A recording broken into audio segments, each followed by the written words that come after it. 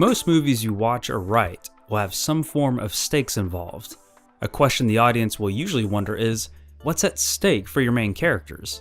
What do they have to lose? Answering those questions can be tricky, and your goal as a writer is to come up with fun ways to show this to your audience. I thought Ant-Man and the Wasp had a clever way of explaining Scott Lang's current situation in the beginning of the movie. Warning: the rest of this video contains spoilers for Ant-Man and the Wasp. Now, to be clear, I'll be talking about the second scene in the movie, so this stuff is all at the very beginning. However, if you don't want to be spoiled at all, I suggest coming back to this video after you've seen the movie. The first time we're introduced to Scott in this movie, he's having some fun with his daughter. They're crawling through a cardboard maze going on an adventure together, pretending to be shrunken down like Ant-Man. When they're finishing their little adventure, they both slide down flights of stairs within Scott's house. When they get to the end of the slide, they shoot outside in the yard a little too fast. The result? Scott crashes through part of his fence with his foot hanging out a little bit. At first, this doesn't seem like a big deal. But then we find out that yes, this is actually a huge deal. Scott has a monitor on his ankle because he is not allowed to leave the perimeters of his house. This sets off alarms, and soon the police show up to sweep the house, ask him tons of questions, and turn a fun afternoon into an unpleasant invasion of privacy.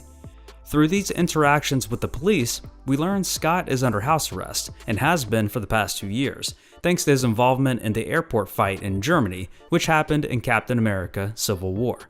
We also learn the stakes. If he leaves the house, he'll go to jail, which means he won't be able to see or spend time with his daughter. Something we know he loves more than anything since we just watched them hang out and have fun together. He's walking on thin ice, so to speak, and he has to be super careful and never leave the place, which means no fighting crime or helping people out. Those are the stakes for Scott Lang. That is what he has to lose. We also learn he has only a few days until he's free once again. He's almost made it across the finish line, and if he can just not do anything crazy for 3 days, he'll be a free man again, and he can take his daughter Cassie out and live his life like he used to. This will be hugely important throughout the movie, as he'll have a constant time clock of being back home in case the cops show up. Now, the writers could have just had Scott explain his situation to his daughter without the cops being involved, but it wouldn't have been as interesting. Instead, the whole situation is the result of an accident. Scott didn't mean to crash through the fence, so when we see the cops come in and explain Scott's living conditions, it doesn't feel weird or unnatural. Instead, it feels like an organic case of cause and effect, which is what we love as audience members. It also has the benefit of surprising the audience. It's an unexpected consequence of them having fun, which flips the sequence from being carefree to now being filled with potential danger and unease. Not to mention, by having the police physically there, rummaging through his stuff and asking him questions, we get to really feel the danger of their presence.